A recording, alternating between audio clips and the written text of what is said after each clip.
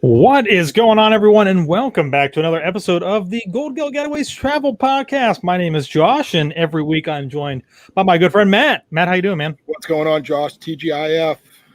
TGIF. Yeah, it's I don't know. Has it been a cold spell for everybody? Because it certainly felt very cold here in Florida this past week.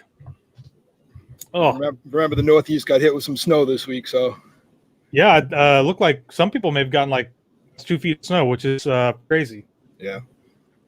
So welcome everybody to the podcast tonight. We are actually live streaming to not only the Go Getaways podcast, but we're also live streaming to the WDW Couple channel.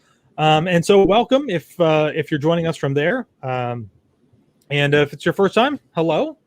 If you guys don't know who we are, Go Getaways is a travel planner. So we can help you guys plan wherever you really need to go. We are an authorized Disney vacation planner, and I need to make sure that I say that properly.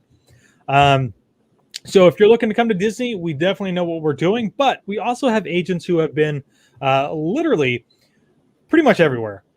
So, you know, as things start to reopen, whether you're looking to do something down in the Caribbean or maybe something over in Europe or even going over to Asia, we do have somebody who can help you start your planning now. And, you know, it's really a great time to actually start planning because, you know, you have the time to kind of get into the rhythm of maybe putting in some payments on your trip, or I don't know, just doing a lot of different types of planning for excursions, all kinds of different stuff. So this week, it's not just Matt and I. We are joined by a couple of other agents. We have the Levines. How you guys doing? Hi guys, we're doing well. A little cold up here, but we're good. A little bit. If you guys want, just give everybody a little quick, brief overview of who you guys are, and yeah.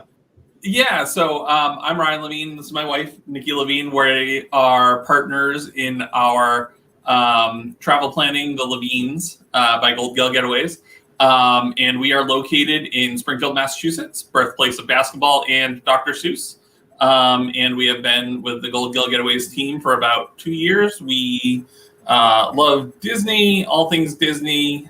We've been a handful of times as a couple and then individuals before we were together. And we're very excited to be here. Awesome. Yeah, thank you guys for being here tonight. We have a pretty good episode. We're going to be talking about some of our favorite attractions at Walt Disney World. So with that, we'll move on to our sponsorship, and each and every week, the Go Getaways podcast is sponsored by Chef Adam. He is actually here tonight, so I will bring him on. Adam, how are you? Hey, how are you? Waiting for some more sunshine. Good. Yes. Got your hands now. Oh, yeah. Hi, those Pam. Pam's hands. Yeah, Adam, so why don't you tell us a little bit about cooking classes? Yeah, sure. So what we do, every week we do a different kind of cooking classes and all different kind of food, from French food, Italian food, Spanish food, all American food, barbecue, deli, Jewish food. We teach classes online. They're really a lot of fun. They go live, and what we do is we send you the ingredients and we cook together. We go through the recipe from beginning to end together. I cook in real time with you, and at the end of the night, you end up with a dish. So we've been doing it about 4 months. It really seems to be a lot of fun. And born out of that has been this copycat theme cuisine that we put together to do with all our friends that are missing the parks. And we put together a series of 5 or 6 classes that are copycats of items that you want to eat in the parks, things you eat in Disney. So basically, that's what we put together, and it's been a lot of fun. And this week we are doing in this park. What park is it in this film? It's a Magic Kingdom, and we are making the sweet and savory chicken tender waffle sandwich. And is there an official name for that sandwich? I don't even remember. I think Josh, the official what's name the is official just name of that sandwich? yeah. I think the official name is just the sweet and spicy chicken sandwich. Well, if that's Crosshair your has official name, anything that's more specific exactly than what that. it is. You know, the cool thing about the cooking classes is while you're going to end up with a product that's very similar to the parks, could even be a little better because you're making it in your house, fresh ingredients. Everything is right there. You're making it, and I'm going to teach you how to do stuff that maybe you never did before. For example, if you have kids, I'm going to teach you how to make the world's perfect chicken tender from scratch with raw chicken. You'll get, and it's not too late, by the way, to get the ingredients. There should be a link in this, right, Josh? And then later the ingredients if they Yes. want to learn. They Yes, can yes. So where they can buy a class for tomorrow. Yeah. Oh, all right, cool. So we're going to teach you how to make that sauce. We're going to teach you how to make coleslaw from scratch. We're going to teach you how to make waffles from scratch. So it's going to be, plus we're going to do a Nutella and fruit waffle as well. So you learn how to make all those things. It's perfect timing. You can learn how to make it. You can eat it tomorrow night with us, or you can eat it on Super Bowl Sunday, like. And then that's the class. So it takes about an hour. It's a lot of we cook along. Josh, you cooking with us tomorrow night? Or are you going to be watching? Oh, I will be there, and I will be cooking. I'm super excited, guys. I Oh, just you want will be to. there cooking. Yeah. I just want to say that last week was the first episode that we did together, and I had an absolute blast. I was a little nervous at first, to be honest, especially doing it for a live audience. But it turned out really, really well. And the cheeseburger egg rolls that we made, I will never purchase cheeseburger egg rolls from Inside Magic Kingdom ever again. Because I know that I can go home There you go. and make something that's so much better. And I expect to have the same result for tomorrow night. And spicy, or the sweet and savory, or the sweet and spicy chicken waffle sandwich from Sleepy Hollow, I know is by far some of people's favorite snack or quick lunch that you can have. So it's good. Oh, it's going to be awesome. Yep. It'll certainly be awesome. And if you can't join us this week, next week we're going to be making the cheddar cheese soup and croque monsieur, theme park favorite that people love that sandwich. So we plan to make that. And that's available actually in a couple of places in the park. We ate it together the other day at the Polynesian, right? There was a croque monsieur, the Riviera, I'm sorry. That was great. And mine's going to be very similar to that. That's the following week. Plus, the cheddar cheese soup is a Canadian favorite, even though we are can no longer go into Canada, but we can eat their food. So, and on and on and on. And we have a whole series of different classes, theme park classes, and other classes. So, like that. So, hope you guys could join us. Yes. All right. Yes. Awesome. Thank you, Adam, for coming on. It's good talking to you. You're welcome. Thanks, guys. See you all. Right. Same See here. ya. Okay. Enjoy. All right. So I don't know that I've said this every podcast, but this is a new podcast for us, and it's something that we will technically have. Well, we will sometimes have technical difficulties with it. So, and I don't know if you could tell, but we were just having a few issues there with the audio and stuff. So, but yeah, so stick with us. Tonight's going to be a good episode. Levine's, anytime that while we're going through the news, you guys want to chime in, add something, please feel free to do so. So with that being said, we will move on. I almost skipped right to the news. Let's talk about some group cruises that we are planning right now. So probably the biggest news for us, Taylor and I personally, which is very detrimental, but it was for the best because now there's really no cruising coming from Canada or going up into Canada, is our 7-night Alaskan group cruise, which was planned for July of this year. We have officially moved it to 2022. So if you have never gotten to see Alaska, you're planning to see Alaska, you want to see Alaska, this is going to be a great time to do it. We're going to have a blast. I don't know why I embarrass myself every single week. Do it. Show the video. It's, quick little clips from the group cruise that we had this, I almost want to say this past January of 2020. There's the group, and then this was us doing some silent disco dancing. You're going to see my amazing moves in just a second. I don't remember what song was playing, so don't ask. But it was a lot of fun. And, you know, yeah. It just Laugh makes me it up, laugh. everybody. Laugh it up. It's entertaining, Josh. You're having fun. That's all that matters. Yeah. That's what cruising's all about. Right. I mean, that's, you know, I try. So we're going to be doing some, I don't know, what are we, dance-offs? Yeah, sure. We can do some dance-offs. I'll lose. I'll watch from the sidelines. Battles. You got to battle each other. Oh, yes, battles, yeah. We're going to be planning some different excursions. And this cruise is actually going up into one of the glaciers, so it's a perfect opportunity to really be able to see a lot of Alaska and even parts of Canada as we make our way up there from Seattle. So if you're interested, I believe that we have fixed the email. You can send an email to events@goldgalgetaways.com with the title, what do we title it? Alaska Group Cruise 2020, something like that. Alaska 2021, sorry. 2022. Oh my gosh. Yep. Yeah. What year is it? I forget. Yeah. It's all blends together now. Oh man. Yeah. So with that being said, Matt, we've got some good news, huh? Yeah, we got some group cruise announcements. Got official word from Pam that we're going to try to do another group cruise on February 19th, 2022. 7-night Royal Caribbean on the Symphony of the Seas, leaving out of Miami, with stops at Perfect Day, Coco Cay, which is Royal Caribbean's private island, Antigua, and St. Thomas. For anybody interested in that one, same thing, events@goldgalgetaways.com. And in the subject title, let's go with something fun. Welcome to Miami. Like the Will Smith song. Yeah, there you go. Have you guys been to Miami before? No. Anybody? No, not yet. We may have to come. Yeah. That sounds awesome. Yeah, I heard that they have some great food and great drinks. Oh, absolutely.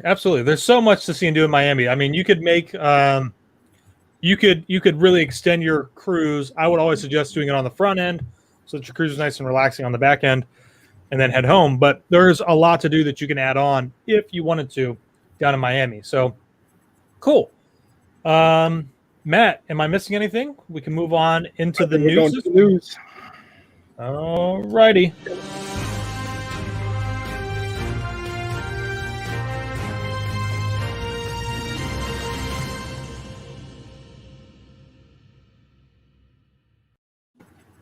All right, so as far as news goes this week, I don't know that it was really another packed full week of news, but we'll move right into some of the Walt Disney World stuff. Matt, what do you got? Yeah, so Walt Disney World came out with some new requirements for the masks, especially we'll call them face coverings. It's a little bit better. Even if you've taken the COVID vaccine, which consists of obviously the both shots, you're still going to be required to wear a mask. Everything's going to stay in place as is with Disney. The only addition they've added is they're going to accept clear vinyl for vision of the mouth on masks. What that's going to do is really help the hearing impaired be able to lip read. I think that's a great step to help guests to be equal, especially in the parks. And yeah, that's it really on that one. I think that's going to help a lot of guests. And then also the one that came out, I want to say it was Wednesday afternoon, is Disney's asking all groups of 10 plus people to kind of split up a little bit into smaller groups in your own party, especially in the queues, when you're at dining locations, just to help with better social distance. I know I've seen it when I was down the parks. Like, you got a family of 10 trying to stay on that line. They're really not 6 feet. They're standing right next to you. They might as well just be a part of your party. And you know, I've actually already started to see this. Cast members have been saying this while you're on queue lines. If you're in a group of 10, they will be splitting you up. And if you're going into a queue line, say something like Rise of the Resistance, where you're all kind of together as you enter, they were asking you to split up. They're not necessarily really enforcing it here. It's kind of just like on a Good Samaritan basis here that you kind of do as they ask. I know for us, anytime that we are in line with somebody or we're in line and there's a huge group in front of us, we usually just give them another marker so that, if they don't want to feel so bunched together, they have more space to spread out, and we still give them, that 6 foot spacing in front of us. So it makes sense. I think, they're just trying to do the best that they can. So.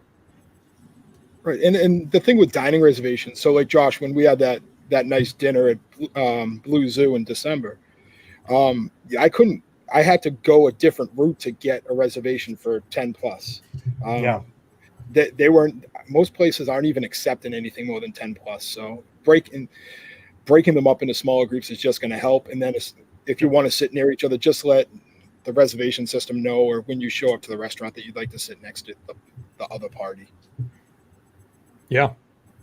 Okay. So with that being said, we've got some news for Flower and Garden Festival this year. It's coming March 3rd to Epcot, and it's running till July 5th. So this is going to be the first year that we basically have a festival running at Epcot literally almost year long. There will obviously be a few dates here and there in between some of these festivals where it's not running, but you're going to be able to see all those things Topiary's full Disney character. You explore both garden and outdoor kitchens. There's going to be 20 garden and 20 kitchens available to explore. Entertainment all around the festival, of course, which is always great. And looks like there will still be some family fun activities like quests to find the busiest honeybee or the buzziest honeybee, and an extravaganza scavenger hunt, which is something that they do usually every single year. And that's going to be for Easter, and they're going to kind of run that from looks like March 19th through April 4th. So this is my absolute favorite festival at Epcot's. I love seeing all the flowers. It just feels like the rejuvenation to a new year. I did not actually get to read the entire article that Disney put out. Matt, did you see anything in there about my precious, dear to my heart, Butterfly Garden? I did not. I did not. Maybe they're saving that for a surprise just for you on day one when you go. I don't know. I hope so. I mean, the way it's always been in the past, it's a not necessarily like an indoor area, but it is netted off, right? So the butterflies can't fly away and they keep them in there. But people get pretty crowded in there, Butterflies, they're a pretty big attraction. So it's my favorite thing. It's my favorite thing there. I'll be so sad if it's not there. And the good thing, Josh, too, is for Ryan and Nikki, I was talking to Nikki before we went on. They're going to be down there during that time frame, right? So you guys are going to get to experience that. It's going to be a great time. I totally agree. Flower and Garden is hands down my favorite festival. So I'm really excited. I'll be bummed if there's no Butterfly Garden also. Well, the other thing that they haven't mentioned yet is the Garden Graze, I think. I'm not sure that they have officially announced that that's going to be coming back as well. If you don't know what the Garden Graze is, it's something that I do for all of the festivals now since they started it with the cookie stroll. Was a couple years ago now, but it's basically this at the back of the book. You can kind of go to different food booth, kitchen booths, whatever you want to call them, order a specific item, and you get a stamp in the back of your book. Once you complete all those, you can go back up to the front and get usually some type of, celebratory freebie type of thing. So last year it was a lemon lime, Dole Whip basically, which wasn't too bad. But you got a really, really cool commemorative Garden Graze little plastic cup, and that was really nice and very cool and very different from all the other festivals. So knock on wood, but I'm hoping so. All right, go ahead. Yeah, we're gonna go down the road a little bit. We're gonna go to Universal. Personally, our only real bad news of the week, which is awesome. Blue Man Group, after 14 years and over 6,000 shows, is going to be ending its residency at Universal Studios Orlando. Not going to lie, kind of sad about that. I'm a Blue Man Group fan. I know not many people are. Talked to a few yesterday that are glad it's going. I, on the other hand, being from Boston and having it here right in the city with us, and I actually have a friend I went to high school with who's actually in the Blue Man Group in the Boston show. I've really enjoyed it, and hopefully they put something really good in that area. I mean, it's going to be just wasted space if they don't. So, Josh, I mean, I would imagine that they're probably going to end up filling that with something. I think it makes sense right now that they're not doing shows, so you know, it just is what it is. But yeah, we were actually just over at Universal the last couple of days. We did a little staycation at Cabana Bay. Fantastic. It was super relaxing. It was exceptionally cold. The one morning, I think it was like Thursday morning, I think it was in like 33 degrees that morning when we got up. So, Josh, can I remind you that both myself and the Levines are up in Massachusetts where it snowed for 2 days straight here. And Okay. it's currently like 15 degrees. So, Yeah, so we don't want to hear your sob story that you have to wear a winter hat in the 40s. all right. Hey, listen, I will say that it matched the rest of my outfit, which was my Gryffindor sweater for school. So, you know, it did work out in that sense. But hey, what can I say? You know, moving on away from Universal, one thing that isn't on there, but I did mention briefly for some other kind of Debbie Downer news here, is that Canada has now ceased all sailings up till February of 2022. There are some, like I think Carnival made an announcement today, and so did Norwegian. They're not officially canceling some of their Alaskan cruises. They're hoping to maybe try to sneak something in towards the end of the season. But if you don't know, pretty much the Alaskan season is our summer here in the States. So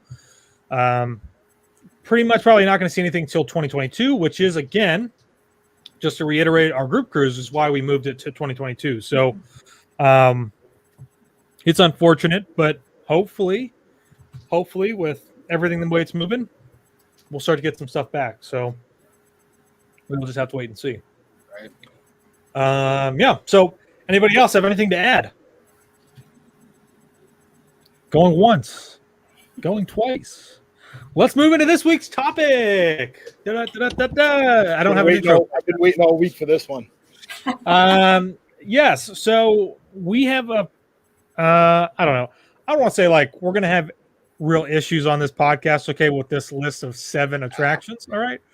But it's a healthy debate. Yeah. a healthy debate for sure on attractions here at Walt Disney World. Now, again, obviously people have all different levels of I don't know. I don't know how to put it. You know, of excitement, of being able to handle certain things. So, obviously me, who's a thrill ride junkie, if Disney World had an attraction, okay, no lie.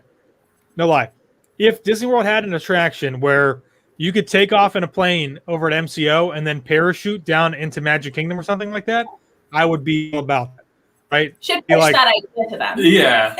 Should, right? That'd be great. They might be listening. Walt Disney's playing. Right? Like that would be my number one attraction. But, for somebody else, their number one attraction might be It's Small World. So we're not saying that anybody's wrong here and anything, but, it's a good discussion on if you haven't tried something yet, you should give it a try. So we want to let the Levines go first. We'll just start. Let's just go one at a time. We'll kind of talk about it, then we'll move on. How's that sound? Yeah. Couple things, Ryan, before we go into it. I did give them some guidelines. It's something that they've had to experience. So the list might look a little funky. It's just due to the fact that with COVID, they haven't been able to get down to Florida. So take that for what it's worth. Compared, like they haven't been there in a while. I was able to get down in December, so my list is a little bit different than what their list is. Yeah, we haven't been to Galaxy's Edge. I'm sure our list would look very, very different had we been able to go to Galaxy's Edge already. I'm not sure about very, Well, very. Wow, it's an inner debate between a couple. Oh my All right, goodness. so I think it's important. Like, we kind of came at this from, we love thrill rides too, but we also love like Disney history and nostalgia. So you might see some pretty nostalgic, classics on the list too. So yeah, so getting right to it. At number 7 for us, we have 999 Happy Haunts in the Haunted Mansion. We really love this ride. It's a original Omni mover. Everything from I'm wearing the shirt right now, Madame Leota's. Everything from the interactive queue to the pre-show. Nikki, what's the praise that you like the cast members to say? oh my gosh, my very favorite is when they say, please drag your bodies away from the wall and into the dead center of the room. I don't know why, I just love that. I don't know if I've ever heard them say drag your bodies. That's really good. Yeah, I don't know if I have ever heard them. Yeah. Oh my gosh, the cast members there, you can tell they just love their job. They're so into their role. The story is awesome. It's just a great ride. It's super nostalgic for me too, because I've been going to Disney World since I was a little kid. And I remember going on that ride when I was little and being terrified. And, now I just love it. It's so fun. The song is awesome. It's so catchy. It's just really fun. Yeah, the song is the best because whenever we're on hold as Disney travel agents, it's always the grim grinning ghosts. So it just always brings us back. So that might have something to do with us liking it so much as well. But for me, it's the graveyard scene. And then what's her name? The ghost, the lady. The one that kills all of her husbands. Yes. Constantine. Yeah. Constantine at the end when she's saying hurry back, it's just so creepy. In the best way. Like, it's not like HHN creepy, it's like just hits you right in the feels. Well, I mean, I will say that is something, that end part is something that I always look forward to hearing her say. Make sure to bring your death certificate. I mean, it's like, it's perfect. In the scene, one of my favorite scenes is going through the attic just before you get pushed out the window. There's a lot of hidden kind of Easter eggs in there, some hidden Mickeys that you can find. It's a great attraction. Would it be number 7 for me? Probably not, but it is so phenomenal by all means. Matt? Well, it didn't make my top 7. So, and I'm just going to give my quick top 7 because this was more about the Levines, and because I really wanted them to have fun with it because I know number 1 is going to be a fun, epic debate. I went with Toy Story Mania. I'm a real big fan of interacting. Being able to play some sort of game keeps me engaged. And you can't go wrong with that. Trying to beat the score of the hour, score of the day. Would never going to happen for me. I'm not that good, but I can try. Well, for that one, I wouldn't put that on my top 7 list, though. And the only reason that I don't put that on my top 7 list is because I can't ever seem to beat Taylor on that game. Ever. So I don't like playing. Ever. Let me ask this. Taylor's in the chat right now. Taylor, is that in your top 7? I bet it probably is in her top 7. And we also might be on a slight delay going out to YouTube, so it might take her a second to answer if she is still listening. Also, with Midway Mania, the potato head in the queue is incredible. Mm-hmm. It is an Imagineering miracle. Well, maybe not a miracle, but it's that impressive. Yeah, it's what makes Disney Disney. Mm-hmm. Yeah. And if you've been to Disneyland, if you haven't been to Walt Disney World, they have something. I think it's almost the exact same Mr. Potato Head out there. It's actually on the outside of the attraction, so you can kind of walk by and see him, and you don't actually have to be in the queue line, which is really cool out there. But Taylor says not in her top 7. I do love TSM, so that's interesting. I would have thought she might put it in there. That's interesting. I will say if I did have a top, I think 7 for me would actually be Buzz Lightyear. That's an attraction that is Very iconic for me, and is very much that feeling of I'm in Disney World now. Is going to Magic Kingdom, even if the line is kind of long, especially the last couple of times that we've gone over there recently. It says it's like 45 minutes or something. Normally, it takes us like 20 minutes to get on, so it's not a super long wait.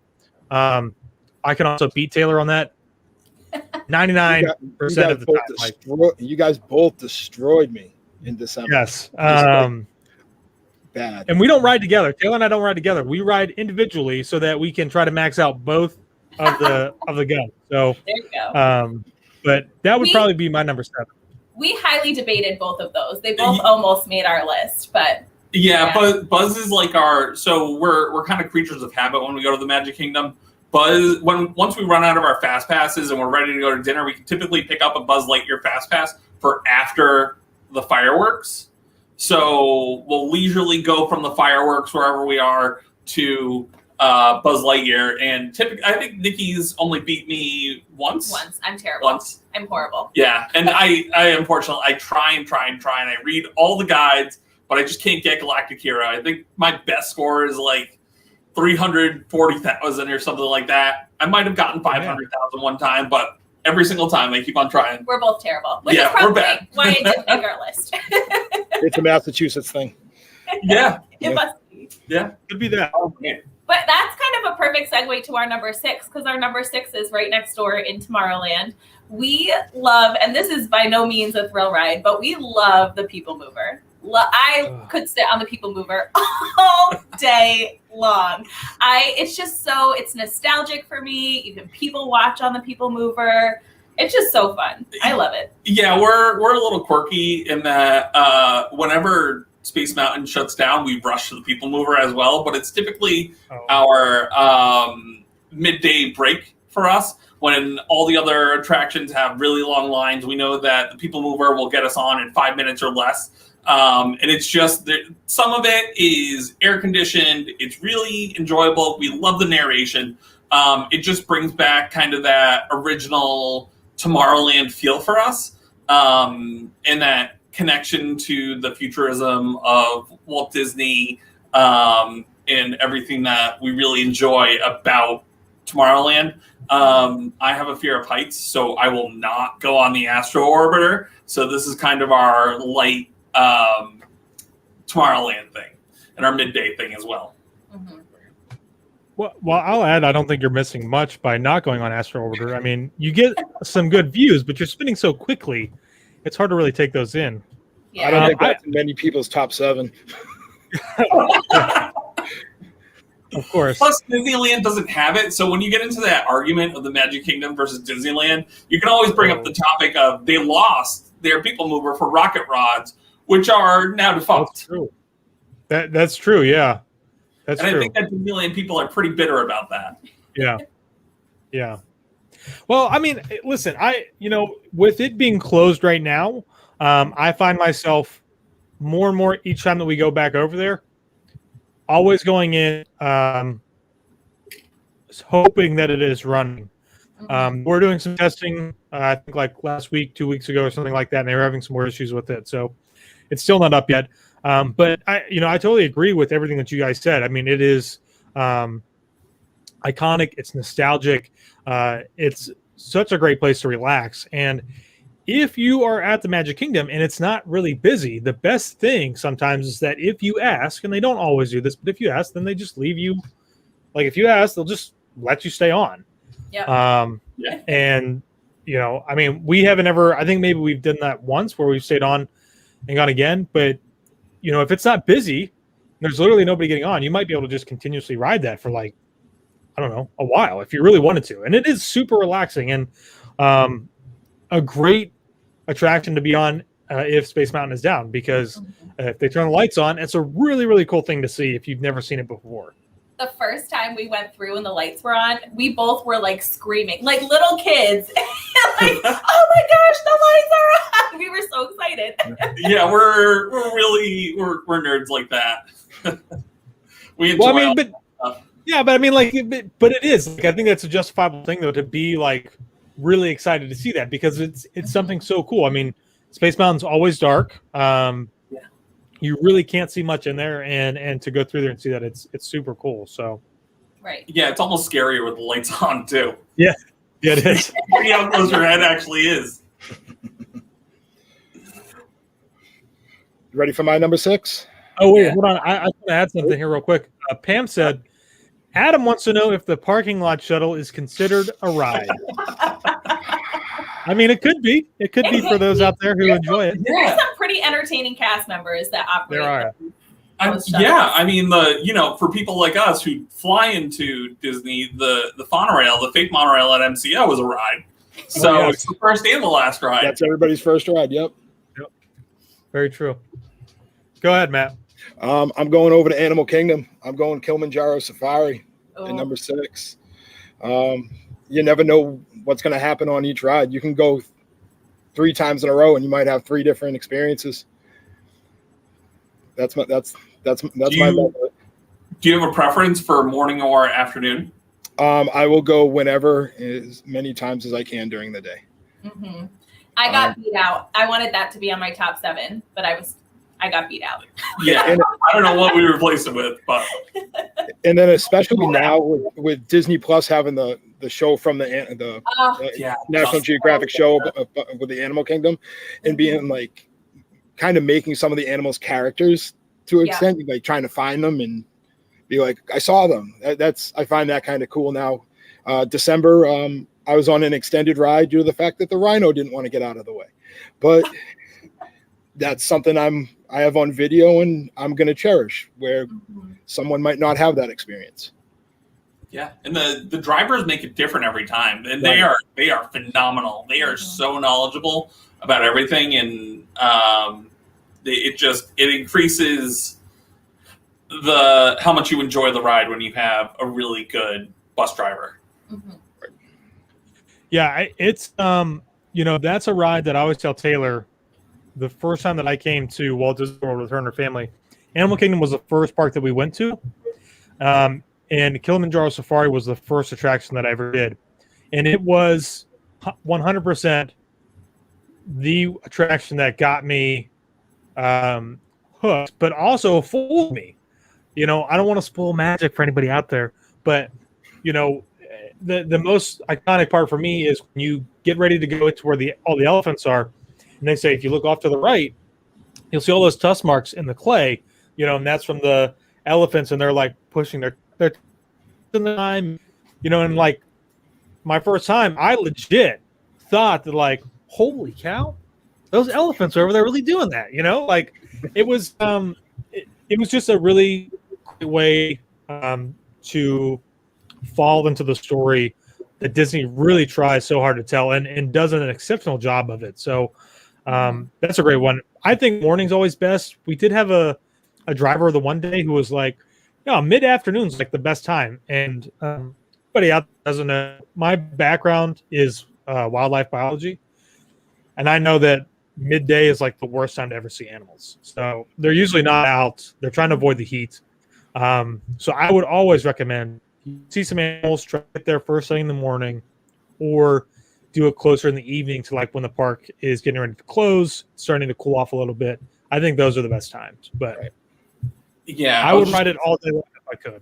Right. Yeah. Me too. Yeah. Plus, the lions are really cool, and they have the air conditioned rock. Plus, they have they're nocturnal animals. So if you go in the evening, that's the one pro for me for going in the evening is maybe the lions will be up and talking. Yep. Mm-hmm. Yeah. Awesome. So moving on to our number 5 is if you're wearing hats and glasses, best remove them. Big Thunder Mountain Railroad, all the way in Frontierland. We love this roller coaster. We love all the fun facts about it. We love the theming. The queue is pretty fun when you can hit all the plungers and listen to all the sound effects. And I laugh every time I'm on it just because it's so enjoyable. And the theming again is it's top notch. And then when you go over and you can see over the hill and you can see Cinderella Castle and everything. It adds that little bit of Disney magic. And if you haven't ridden Big Thunder Mountain at nighttime, you are missing out. Yes. It is that's my favorite time to ride it. And I am not a front row person for coasters. Put me in the back. I literally feel like I'm going to fly out of that coaster. Even though it's not honestly going that fast, it feels much faster in the back. It's so fun. Yeah, and I think that there's a Big Thunder Mountain in all the Disney parks around the world as well. So that's another cool little fun fact about it. Yeah, the riding it at night, if you can time it just right with fireworks, obviously there's no fireworks going on right now, but when they come back, an exceptional ride to see the fireworks at Magic Kingdom from Big Thunder Mountain. So, great ride.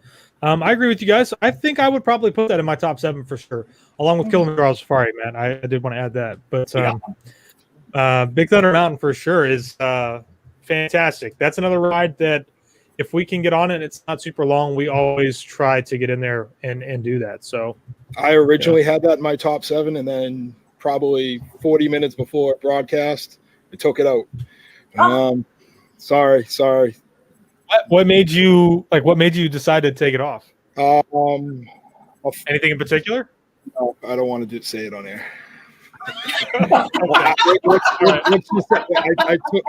I took a phone call and got yelled at that something wasn't on, so something had to go. Oh, okay. All right. Okay. Yeah. So I didn't want to be in the doghouse, so I kind of just just listen sometimes. So we're gonna go to my number 5. Yeah. I'm hopping all the way back to Hollywood Studios again, sticking with the Toy Story theme, and I'm going with Slinky Dog Dash. That's a good one. I just love Toy Story, as you can tell. That's another back row coaster too for us. Yeah. We really enjoy that. It was on our list. I think it got into the top 10. Mm-hmm. But some other things. Thing with that is I've only been on it once. I got lucky going on with Marianne and Melinda, Team Maslahoma. Once going on it once, it really hit me. It really enjoyed the roller coaster and made my top 7. Made almost the halfway point. We've only been on it once too, and we got lucky enough to sit in the back row the first time we went on, and the only time we went on. Yeah.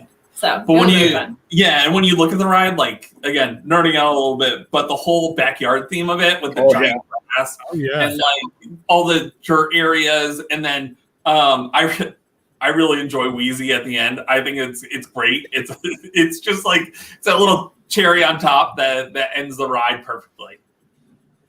You know, I'm not sure that Slinky Dog would have made my top 15. Ooh. It's a good coaster, don't get me wrong, but it's definitely not my favorite. It's good. I think the thing that I enjoyed the most about Slinky Dog for the longest time was coming up after that launch, the second launch, and coming up over the slope, and you get that awesome view of the construction of Galaxy's Edge. That was the only reason that I rode that attraction. Was so I could see the progress of. I mean, it's a good attraction. I think it's still more on the level of Seven Dwarfs Mine Train over at Magic Kingdom. It is a little bit bigger, obviously, with some bigger drops and a little bit more thrill for maybe the kids that are kind of like maybe moving out of Seven Dwarfs and they're just shy of rock and roller coaster. But it's a good one, but.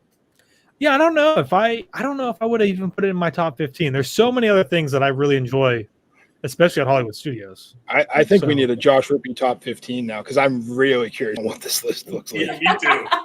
Yeah, I mean, if you're talking about thrills on Slinky Dog Dash, I think that you get some natural airtime too, right? So it gives you take you out of that seat just a little bit. Yeah, I think you do get a little bit, and a little bit throughout there, but. I don't know. Maybe I would go back on a little bit more nostalgia for some other attractions that would push. Yeah.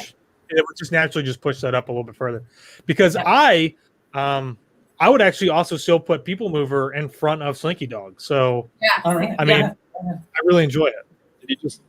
Can you hear me? That's what happens. That's what happens. That's what happens when you speak out of line, right there. I battery out of my camera, so go ahead, take it on to the next one. Yeah, so for number 4, we're hanging out with the Disco Yeti on Expedition Everest. Again, it's the whole experience for us, from getting into the queue to loading. Back row is best row, but when it fakes you out after that first lift hill, and you go down and you got that little G-force area, and then you go back up into the mountain, and it's awesome. And of course, Joe Rohde is probably our favorite Imagineer, so the Disco Yeti can do no wrong in whatever state it's in. And that drop once you come out of the mountain is fun. Yeah, it's just awesome when you come into the daylight and you're going down. We love it. We love the twists and turns, and it's just, again, we're laughing and smiling the entire time. I even just love the first big climb up the hill where you can look out and see literally everything in Walt Disney World, like every park, like every attraction. It's just so fun. It's really, really cool. Yeah, being able to see Spaceship Earth from that first lift hill is pretty awesome. Right. Yeah. And I think you can see Tower of Terror from there too. Mm-hmm. So, I mean, really all of Orlando, it's awesome. Josh, here he is. I'm back. Sorry, I missed your guys' conversation. I did have to step away, so that's all right. That's good. We talked about how much we love Everest. Oh wow. What number are we on? 4. Oh, 4. Holy cow. Boy, oh boy. Everest. Definitely my top 7. I don't know if it would be 4. Oh, would it be in my top 7? Oh boy, that's a tough one. I love Everest. I think what would push it over the edge for me would be if the Yeti worked. Did we talk about that? We talked about we love the Yeti in every state. Disco Yeti is fine with us. Joe Rohde can do no wrong. I mean, yeah. I mean, it is cool. I think that first year back in 2009, granted, this was a long time ago. I think it did actually work. I thought I remember seeing it actually move while we rode it. And then, I've never seen it since. So, I mean, it's great. You guys obviously sit in the back. Yep. Yeah. Definitely the best place to be, in my opinion. It's a great roller coaster. So, yeah, I would keep it in my top 7 for sure. Not at 4 though. I don't think. Hold on. Yeah, not at 4. Maybe 5. Okay, so 5 through 7, we've got that gap. All right. So if you're doing the math at home, Josh has Everest somewhere between 5 and 7. Well, I think we need this list. I think someone in the chat's looking for this list too. I don't. Who'd be looking for my list? Nobody. Your wife. Of course she is. She's over there listening. I can hear her. Okay, cool. Yeah, I mean, hold on. Let me think. I just want to think. What would I have for 4?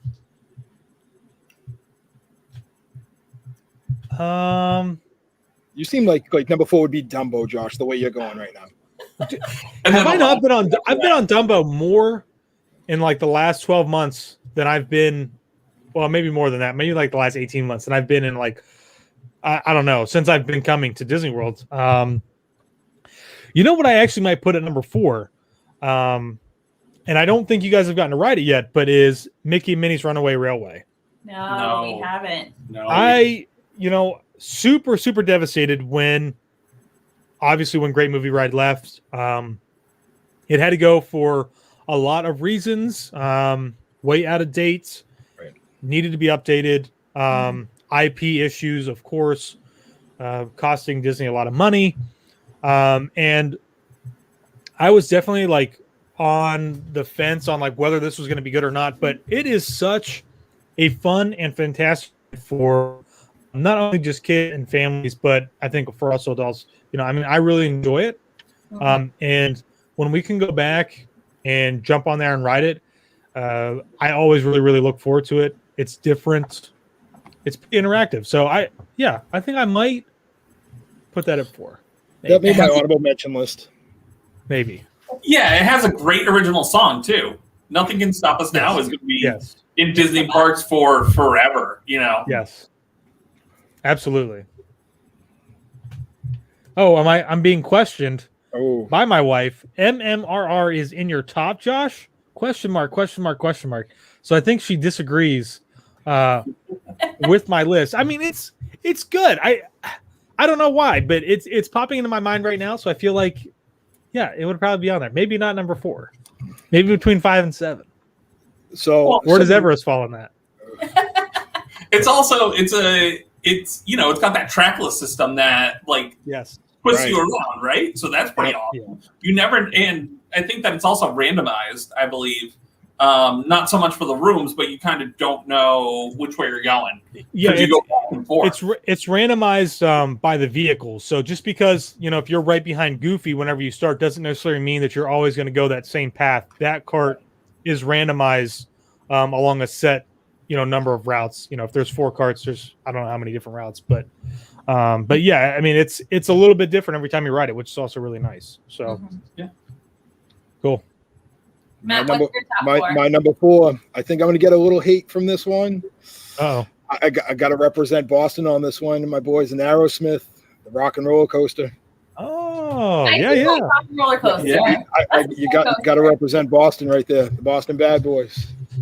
I don't want to spoil the Levine's list here, but have you guys ever been to Hollywood Studios? We have. You can see where our loyalties lie, though, from our list. Yeah. We don't have anything from Hollywood Studios. Yeah. Again, when we went to Hollywood Studios, it was I don't know the best way to put this. Under construction. Ryan has only been to Hollywood Studios once. Yeah. So that tells you something there. And I haven't been a whole lot, except for when I was a kid. I used to go on the backlot tour. Like, if the backlot tour was still there, that would be on my list for sure. Ooh. But yeah. Okay. That was a good one. That was Honorable a good one. mention if it was still around. But Well, we do love Rock and Roller Coaster. That's a great one. Now, where do you guys sit when you guys ride Rock and Roller Coaster? In the back. Yeah. In the back. No, you should sit in the front. Front. Yes. Huh. Rock and Roller Coaster You got the wind blowing in your hair. is the best from the front. Seriously, it is. And I if you guys haven't done it, next time you go, I suggest you sit in the front and you're going to be like, wow, this is way better than the back. Because it's a launch coaster, and the way that the way that you go through some of that stuff, I think it's a little bit better than sitting in the back. And it's also not as rough. I think if anybody out there's listening and you're like, oh, I didn't like Rock and Roller Coaster because it's really rough. I think if you sit closer to the front, it's not as rough on your head and you're not like, bobbling back and forth. Yeah, it's more of a traditional roller coaster that you might get at like a Six Flags. Because we have Six Flags New England up here and they have a big Superman roller coaster. Love Superman. Always sit in the front. Love that Superman ride. Scared to death of it, but I love it. Yeah, it's so good. That first drop, this is wow. I'm going to just throw this in here real quick. Somebody commented, unpopular opinion, but I think Rock and Roller Coaster should be refreshed. I don't think that's an unpopular opinion. I think, I agree to it to an extent too. Yeah. I know there's been a lot of rumors out there swirling about it, but I think it could use a facelift for sure. Yeah. Change it up. Yeah. So. Not that Aerosmith is great, Yeah. Rock and Roll Hall of Famers, but they might. It's not a forever thing. For sure. So top three. Moving on for us, we are going to hang out with Dame Judi Dench just for a little bit, and we are going to ride Spaceship Earth and take a time capsule through time and space on the grand and marvelous history of Spaceship Earth. Mm-hmm. I love Spaceship Earth. It's another one that's nostalgic for me. It's also great on a hot day when you need to sit inside and cool down for a little bit. I love the story too, learning about how communication has grown through time and how it's evolved. Unpopular opinion maybe, but I was really sad when they announced last year that they were going to be refurbishing Spaceship Earth. So I'm a little happy that they've delayed that project because I don't know how I feel about the new theming and what they were planning to do with it. I do think it needs to be updated and refreshed. They need to, add more current stuff to Spaceship Earth, more current scenes. But I love the whole story. I love the interactive pieces too, where you get to kind of create your own future and the little video at the end.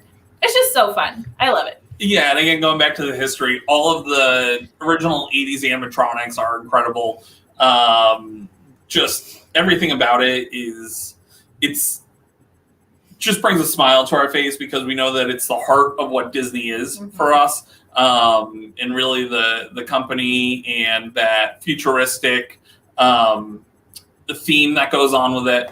It's like the best of edutainment too. Yeah, edutainment. That's the name of the game.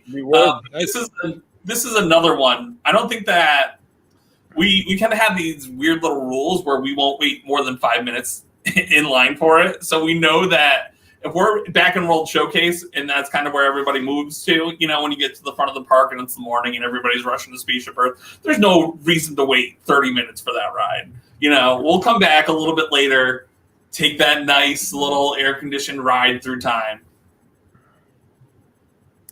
That's good. I don't know if I would. For a nap. Oh, sorry.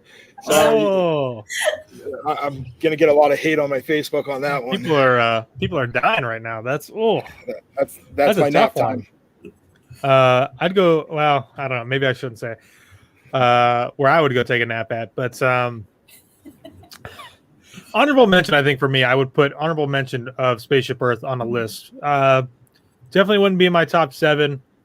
Probably not in the top 15 either. But I agree with you guys. It's a great attraction. Definitely don't wait more than 30 minutes for it, just like you guys.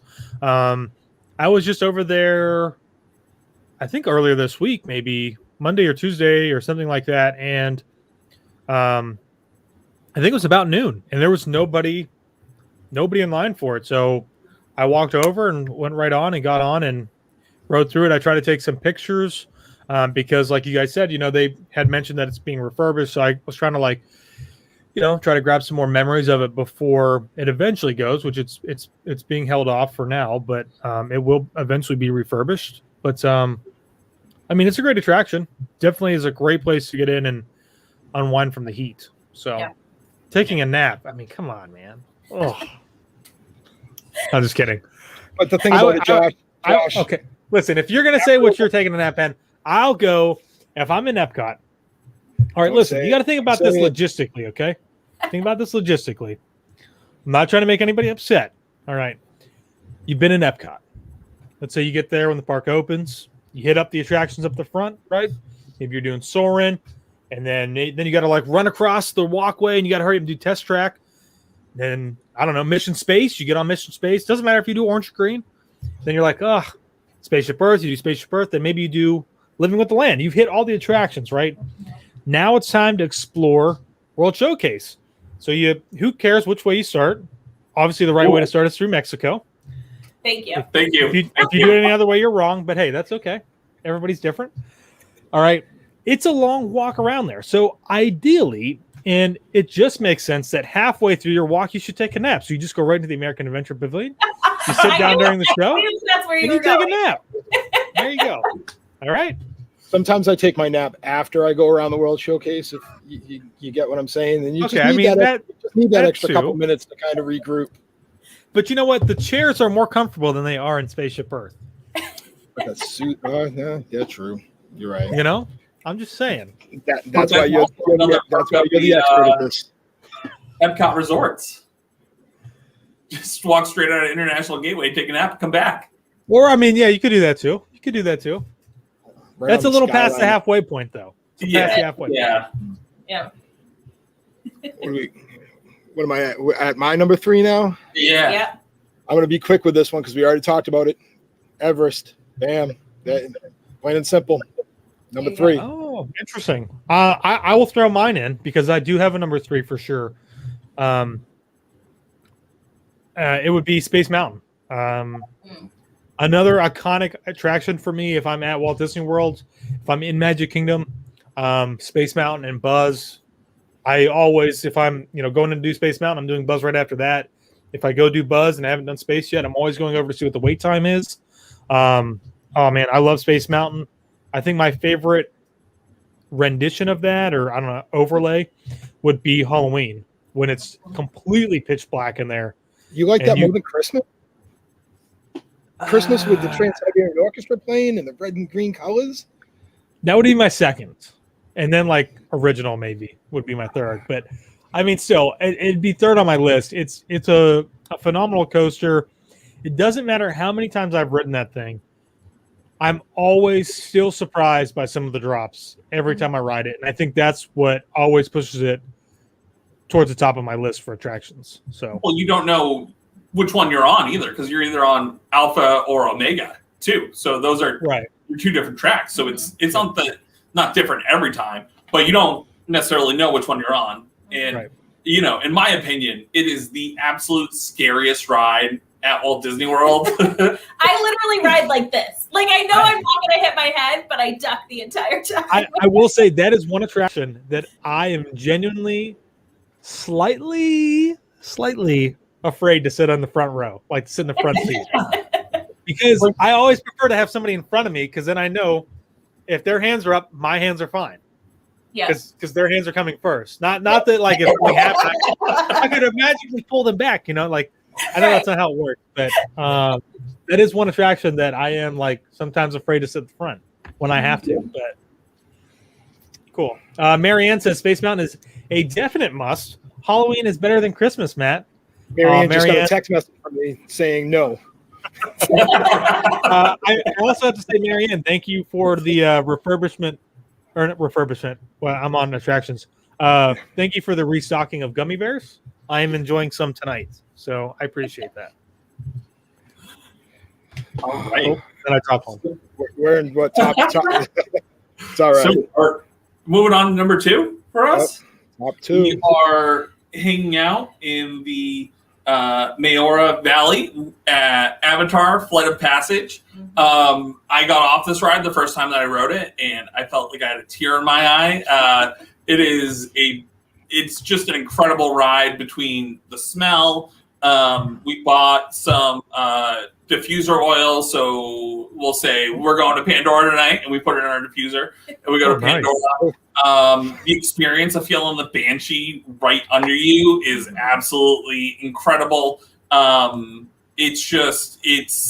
Well, that's the thing. It feels more like an experience than a ride, because it hits every single sense. That you get the smell, you get the feel. It's just awesome. It's such. I did cry the first time we rode it. I got off. I'm an emotional person, but I got off and I was crying. And we actually were in line with somebody who had ridden it before, and she was telling us, she was like, "Wait a minute, you are gonna cry," and I sure did. I loved every single minute of that ride. Yeah. And again, the queue in this is pretty awesome. When you're going to the lab and seeing the Avatar, it's really.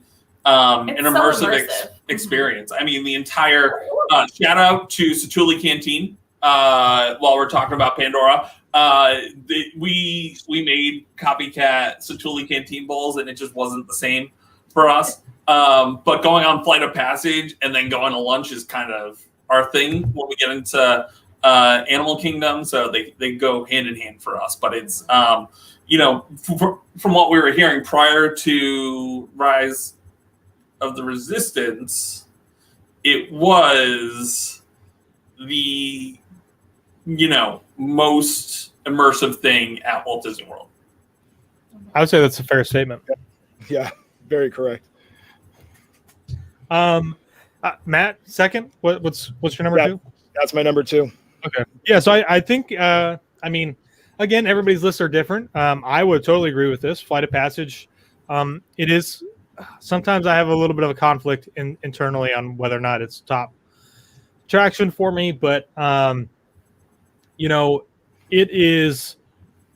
Oh man, you guys are right. I mean, it's super immersive, and if there's like one thing that I could take away from everything that's been happening right now, is that the only time that we would ride this attraction beforehand would be with a fast pass. We did not normally rope drop this. We would normally rope drop Expedition Everest or something like that. I don't know why, but that's usually what we did. So we always miss all of the really cool immersive things in that queue line that really, take you deeper into the story. Obviously, if you've seen the movie, it all makes more sense. But with the pandemic and COVID, there's no fast pass line. So almost all the time you have to go through the standby line That's just the way that they take you. And to be able to go through there and see just how much detail that they put into that thing is just remarkable. And it's so great. And I tell everybody this, but my favorite part of this entire attraction is, and it doesn't matter where you're seated at, whether you're on the top floor, bottom floor, middle, left, right, is when you kind of dive down and you start to make that turn like you're going to go underneath that wave. Yeah. Every single time I always do it. I always end up leaning away because I'm like, what is that? Yeah, and then you get the water splash on your face. Yeah. Though. Oh man! I'm going Every to assume time. you're probably not the only one that's ever done that, but it's Right. But I mean, but that's why I really enjoy it too. I mean, it's just those little things. And then of course, like, you guys were saying the scents, just amazing. Really, really immersive. Puts you, front and center into that world. So on that other planet. Yeah. But super cool. number one. Oh, here we So go. I think I know what Matt and I are gonna say, obviously, but Yeah. Josh, would you like me to do my number one first so this can get really like yeah, sure. So my number one is obvious. It's Rise of the Resistance. No questions asked. It's the greatest thing out there in the world right now. Bam, done. All right. And well, everybody, that is the podcast tonight. Thank you all for showing up. No, I'm Hold kidding. on. Wait. I'm kidding. Let's get ready to rumble. Go ahead. Number one for you guys. Yeah, so our number one, we are going out to hang out with Brer Rabbit at Splash Mountain. For us, this is a combination of nostalgia, excitement, and just our overall happiness when we listen to the soundtrack and we know all the words, and it's incredible. It's a little thrilling. Yeah, It's nice and refreshing on a hot day. Oh, the takeouts that it gives you. You No. never, like, if it's your first time, you never know when you're going down that giant drop. You think it's that first lift. We'll get to the topic, but we are Splash Mountain is our number one. It's always our number one. Give us a list. It's going to be Splash Mountain number one. The mountains forever. But we're pretty excited for the refurb, or the retheming of it. But we're gonna take in Splash Mountain as it is while we can. Not well, in my you top do 10. have somebody who agrees with you. Somebody, Woohoo! Hannah, I think maybe says, Splash is number one for me too. Plus, it's a really long attraction. That's the thing is you get like the best. It's so long. It's got a couple drops. The best drop is the second one, hands down. When you go down into the dark, it's such a fun ride. And another comment that I just threw up is soggy bottom. If you That's guys why have you never won't heard me go on. talk about this before, this is exactly why I don't ride this attraction. It's a great attraction. Don't get me wrong. Really immersive as far as kind of putting you into the story, but I don't like walking around the park with wet shorts on for most of the day. No, you dry out in like 10 minutes. Yeah, I mean, for us New Englanders, when we don't get down there that often, Wait, hold on. What time of the year do you guys mostly come, or have you come? Usually in the spring or the fall. Yeah. Not in the Okay. winter. Okay, so winter would be better. If it's a nicer warm day and it's dry outside, you would dry faster. Mhm. But in the summertime, it's the worst thing to ride because it's super, super humid and you're already like a little sticky. And then you just have that like Splash Mountain water on you. Oh, no, I can't do it. That So Josh, was the last time you rode it was that December with me? I think it probably was. I think that was probably the last time that I rode it. Brings a tear to my eye that I physically forced you on that ride. Listen, I do not ride this, for my own enjoyment. I usually only do it if there are friends with us and it's something that they really want to do. And I give them just like a once. It's like, so like next time Matt comes down and we hang I out, don't it's have like, it. sorry, man, I rode it once already with you. I'm not going to ride again. Now, So I what will say you're that. saying is when we come down, you would ride it with us though. Oh, wait. What day you guys come? I might be busy that day. No, I'm kidding. Yeah, of course. what are you going to be at Epcot that day instead? Couldn't get a park I'll be at reservation. Hollywood Shucks. Studios. Have you ever heard of that one? I'll be at Hollywood Studios. No, No, I mean definitely. If you guys came down, I would certainly ride it. But it's super long, which does make it a great attraction for that. But that's the only reason. I mean, that's really the only reason why I don't ever put it on a list, because I hate having wet, soggy underwear and shorts. So, Yeah. That's just one man's opinion. One man's opinion. Understandable. Very understandable. But again, it's just adding on the immersion from the queue all the way through when you get back to the loading station. It's all one story. Mm-hmm. Yeah. And and like you guys mentioned, the refurbishment or the retheming of it, I think will be really cool. I'm interested to see that. I'll definitely obviously ride it whenever it comes back out. Hopefully they get rid of the water cannon so I don't get super wet. But water cannons were off when we went. We got lucky. Yeah. I mean, I'm dead set that they're going to do this. Is they're going to put the Shadow Man onto that the big lift hill, and instead of the vultures, it's going to have the little talisman guys, and it's just going to be, are you ready? Going all the way up, and then you drop back into the light. And I am dead set, like it'll be good. Engineering to do it. It'll be good. It's going to be great. It will be. It'll be something different and pretty new, and I think definitely the addition of the Shadow Man will be awesome. So I'm excited for it. Yeah. To ride it once and then, once with all his friends. Once with only all his friends. Yeah, well, I'm going to agree with Matt on my number one, which is Rise of the Resistance. And I know, wait, hold on. Did I hear you guys say that, like, no matter what, it was always going to be number one in your list if you guys had a list? Yeah. Josh, you can kick him off the show now. Right, because when you guys come down and you guys ride Rise of the Resistance, it's going to bump Splash Mountain to number 2. It might bump Flight of Passage up to number 3. It will bump Splash Mountain to number 2. This is the most immersive attraction that you've ever been on. It puts you into just such an incredible story. I'm telling you, listen. You don't have to say it right now, but when you guys come back down, I'll be waiting for you to say, you know what? You were right. You were right. I can't wait. I cannot wait to ride Rise of the Resistance. And I'm sure it's going to change my opinion. I don't know if it'll totally bump Splash Mountain, but I'm sure I'm going to love it. So I'm really excited. Well, I mean, I would be interested to see what the chat has to say about what their, number one attraction is when they come to the parks. Doesn't necessarily have to be all 7, but because again, it is different for everybody. I mean, if you're a thrill ride person, obviously some of the attractions that we talked about might not even be on your list at all.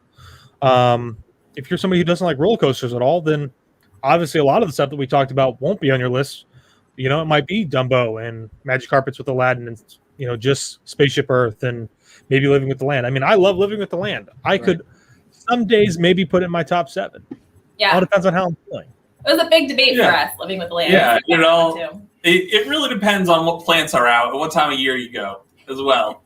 Because also true. That gets the feel of the ride. And if there's if you're in Diet Epcot or if you're in a festival, then you can see the food that you're eating. Yes, that is also true. So, yeah. So, wow, great. I thought this was really great. Awesome. Went a lot better than I expected it to when I saw the Levine's list midweek.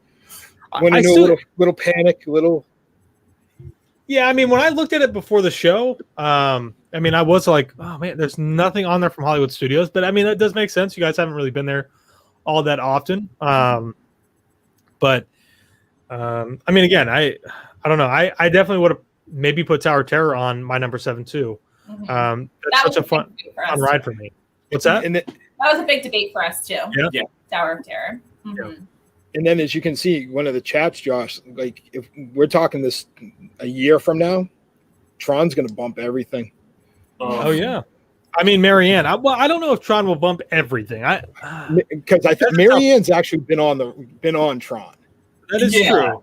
She has. What about Guardians of the Galaxy? Yeah, Guardians is. That's another one. There's so many things. who knows with Ratatouille? Like, who knows? Yeah. There's just so much out there that's I don't these want to lists. spoil that In, for everybody. these lists in 4 months could be totally different. Yes, Mhm. they could very much so. So, awesome. Well, thank you everybody for being here. Anybody else have anything to add before we close down the show tonight? Like and No, share. just thank you for No, having thank you us. for having us. It's awesome to be here and be able to share our love for Disney. So thanks for having us. Yeah, absolutely, guys. Thanks for coming on and having a pretty decent list. I'm kidding. It was a great list. It was a great list. Yeah, so thank you to everybody out there who has been watching, commenting. If you haven't subscribed to the Go Getaways podcast yet, please give us a subscribe, give us a thumbs up on our video. And if you're looking to start planning your next Disney vacation, we have a bunch of agents who can help you. Any of these agents here on the chat, or not on the chat, on the podcast today can help you as well. Because let's be honest, sometimes planning a Disney vacation can be exceptionally stressful, and that's where we come in to help. So, man, I don't know. I don't think I have anything else to add. Matt, We're back next Friday. I think so. Josh, we're a little bit out of our element on this, and we're going to bring on an agent. We're going to talk about couples vacations leading up into Valentine's Day. Yep, a little bit out of our element, the guy's element. So we're going to bring in an expert on this one and see what happens. Not necessarily Disney, but around the world. See what happens. Should be fun. Sorry if you guys can hear That's Ellie. a dog barking in the background. It's Jazzy. I'm not sure why she's growling all of a sudden. There's nothing happening around us. So, I know why she's growling. She doesn't like Levine's list. oh, that could be it. That could be it. Fair. All right. Well, yeah. Matt, I'm going to let you take away the ending. Hold on a sec. I got to pull it up because I just, wow, too many things going on here. So thank you for joining us again this week, and make sure to subscribe to the videos. And now we're off to plan your next vacation. See everybody. Jazzy says goodbye too.